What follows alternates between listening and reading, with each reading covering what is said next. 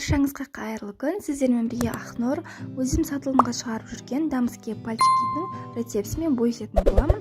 Соңына дейін қарап, маған қолдау көрсетіп, лайк, комментарий басып кетуді ұмытпаңыздар. Баршаңызға рахмет. Ең алдымен ыдысымызға су, сүт, қант, тұз барлығын жақсылап салып, және үстіне сары майымызды саламыз. Баяу оттың астында сары майымызды ерітетін боламыз. Сары май холодильниктен шыққан болса да бола береді. Осылай баяу оттың астында сары майымыз еріді.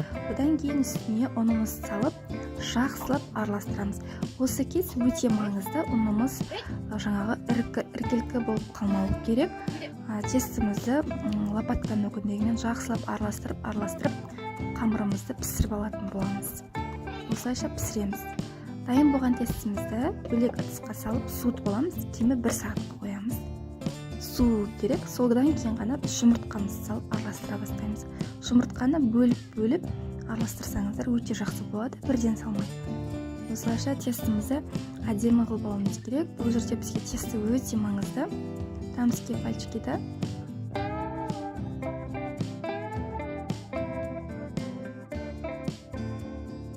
осындай қатты қою емес, қамыр дайын болды. Оны пергаменттің үстіне осындай пакетиктің көмегімен кез келген насадка арқылы осылай фигуралар шығарып, асыл пеште пісіріп алатын боламыз. Асыл пеш немесе үйіңізде газ пеш болса да, қайсысы болса да жарай береді. Ең бастысы баппен баяу пеште пісіретін боламыз. Келесі кезекте бізде кремі міндетті түрде холодильниктен шыққан сливки болу қажет. Сол кезде біздің креміміз жақсы араласады.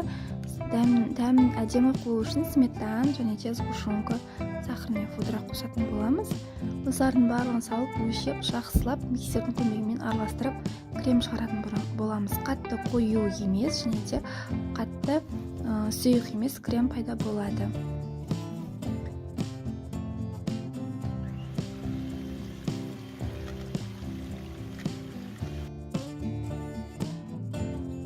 Міне бізде осындай крем дайын болды. Одан кейін печеньеларымызды осының ішіне батырып пісіретін боламыз. Міне қараңыздар, менікі ешқандай да шикі емес, өте жақсы піскен.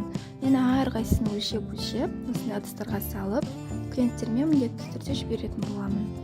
Әрқайсысы менде 450-380 граммдай шықты.